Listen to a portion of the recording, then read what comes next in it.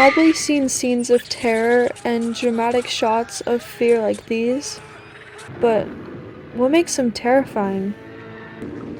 Or yet, the better question, what makes these monsters so evil?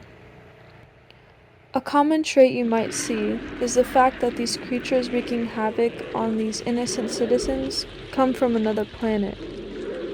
Oftentimes, the word alien is synonymous with the word monster. In part, this fear of an unknown entity from another planet seems reasonable. It can be hard to decipher the motives and desires behind something if you don't see yourself reflected back at you. Now, I believe this problem of terror is rooted in something deeper than cinema can completely reveal.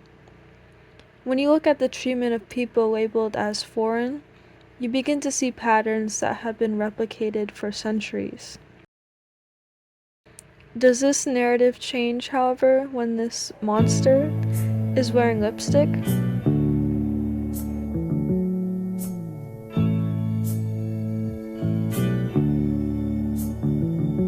Michael Rennie was there the day the earth stood still. These iconic red lips have captivated people's attention since 1975. It's not the fact that a pair of lips are beginning the narration of a story, but more so that the gender of these lips is obscured. It wasn't even until recently that people discovered that the voice singing was a male, which directly challenges our ideas of gender from the very start. The Rocky Horror Picture Show is a movie like none other. It would be hard to completely describe the plot of this film, but that is in part what gives it beauty. But the driving force behind the magic that has turned it into a cult classic is none other than the majestic character of Frank-N-Furter. Before we are completely introduced to the chaos Frank-N-Furter brings, the scenes set up a familiar tone to how we recognize the villain. Except, right when the couple who embody the traits of innocence and purity is supposed to be met with misfortune, a song This ensues. isn't the Junior Chamber of Commerce, Brad. They're probably foreigners with ways different than our own. They may do some more folk dancing. Look, I'm cold, I'm wet, and I'm just plain scared. I'm here. There's nothing to worry about.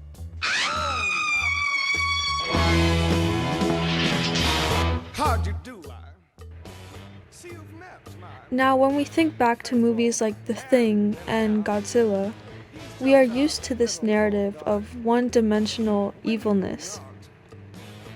We aren't really given a full reason why a character possesses evilness, or why they plan to create conflict, because this would inherently open doors to sympathizing with their background.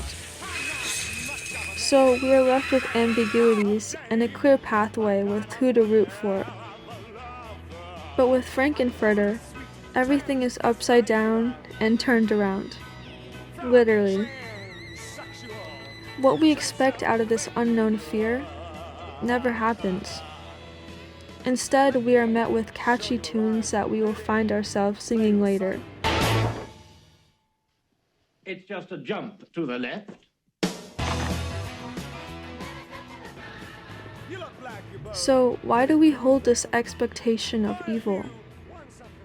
In order to understand this, we should take a look back at the perception of otherness. To be queer is not a statement of rebellion, but many times society has treated it that way. And in turn, when queer people do fight for the right to live peacefully, they get labeled as dangerous, uncivilized, and unstable. While the dueling demonstrators clashed over opposing views about a pride But assembly. Frank-N-Furter's disposition is anything but shameful. Instead, they are enthusiastic about the body they live in and the way they express themselves. To see someone so confident in an identity you have never explored can create anxiety, but the film is urging its viewers to embrace it. It creates this beautiful moment where even if you identify more with Frankenfurter or the couple, you are still gaining a connection to something you didn't realize you had.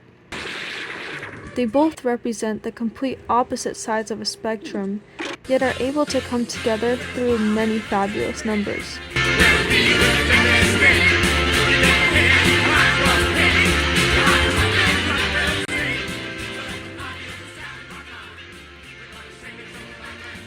Many people have bonded and been inspired with Frankenfurter's self-expression, while others have connected to the hesitancy of the couple of being exposed to unordinary things.